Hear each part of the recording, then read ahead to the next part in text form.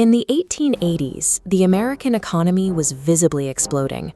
Railroads connected the coasts, factories churned out goods at a staggering pace, and massive fortunes were forged in steel and oil.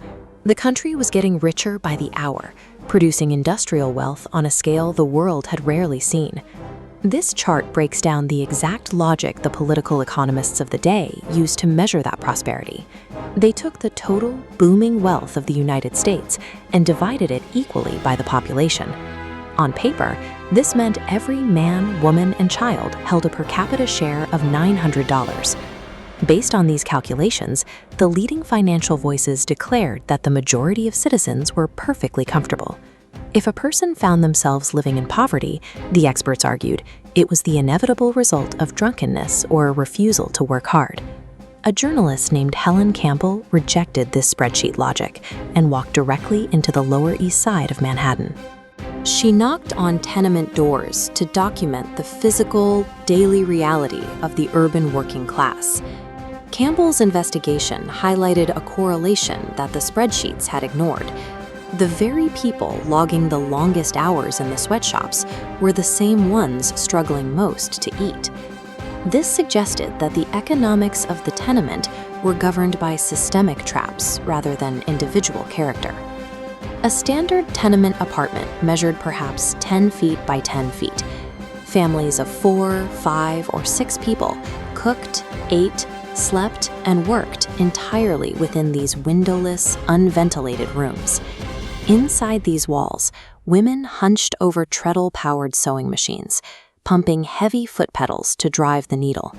A typical shift lasted 14 hours. During the busy season, it stretched to 18.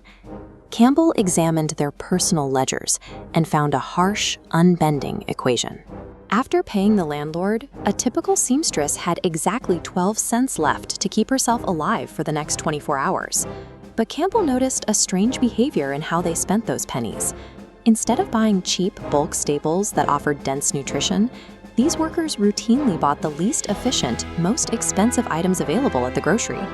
These spending patterns were dictated by the physical constraints of the neighborhood. To understand why 12 cents could buy so little, Campbell has to analyze how basic necessities were sold to people who lacked both storage space and ready cash. This dynamic is called the poverty penalty. It forces individuals to pay higher prices for basic necessities, precisely because they lack upfront capital. The mechanics of this trap are clearest when looking at winter fuel. This chart compares the purchasing options for heating coal in 1886. Buying a full ton at wholesale cost exactly $5. But tenement residents did not have $5 in cash, nor did they have the physical square footage to store 2,000 pounds of coal. Because they could only afford a few days' worth of heat at a time, they had to buy their coal by the scuttle, paying 12 cents per load. By the time they hauled enough scuttles up the stairs to equal the exact same volume of a wholesale ton, they had paid $12. This small metal bucket dictated their entire heating budget.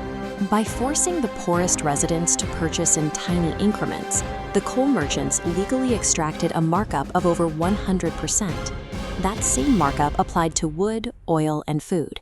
Every small purchase carried a surcharge for not having enough money to buy efficiently, engineering a system where the less money you had, the more you paid for the privilege of surviving. This mathematical reality dictated the tenement diet. On 12 cents a day, workers bought loaves of dense rye bread and endless cups of black tea. Fresh vegetables, fruit, and meat were largely absent from their tables. Campbell interviewed an older Swiss immigrant who offered a different approach. She purchased throwaway bones and root vegetables, simmering them into a thick, nutritious soup. It cost her only 7 cents to feed herself for 2 full days, and she offered to teach her younger neighbors the recipe. They refused. The cheap dried beans and tough root vegetables required 3 straight hours of simmering to become edible. The fuel required to run the stove for 3 hours cost far more than the ingredients themselves. There was also the hidden cost of time. Cooking required standing over a hot stove and preparing ingredients. After physically driving a sewing machine for 14 uninterrupted hours, the workers had 0 physical energy left for the labor of cooking. Boiling water for tea took only minutes. The resulting drink provided the intense caffeine needed to stay awake at a dangerous machine. while the hot liquid physically suppressed the sensation of an empty stomach. One seamstress described it as drinking lye to put a backbone in you. The bread and tea diet was a forced biological compromise. The workers were consuming empty fuel to maximize their hours at the machine, trading their long-term health for short-term output until their bodies simply gave out. Campbell documented the extreme end of this extraction in the story of a desperately ill mother. Confined to her room and dying by inches, she spent 2 full days hand-stitching intricate baby cloaks, finishing each one with perfectly scalloped cuffs and bound hems. For producing garments that required intense precision and skilled craftsmanship, the factory contractor paid her exactly 66 cents for her 2 days of work. Her highly specialized labor was valued at barely 7 cents an hour. Those finished cloaks left the grim, crowded streets of the Lower East Side and traveled uptown. They were displayed in immaculate storefronts and purchased by wealthy mothers, completely divorced from the exhausted hands that assembled them. The specific amounts have changed over the last century, but the mechanics of the trap remain intact. Today, macroeconomic averages still mask street-level realities, where low bank balances trigger overdraft fees, and a lack of disposable income forces families to buy expensive, single-serve groceries instead of buying in bulk. Helen Campbell's notebooks proved that dividing national wealth by the population hides the truth.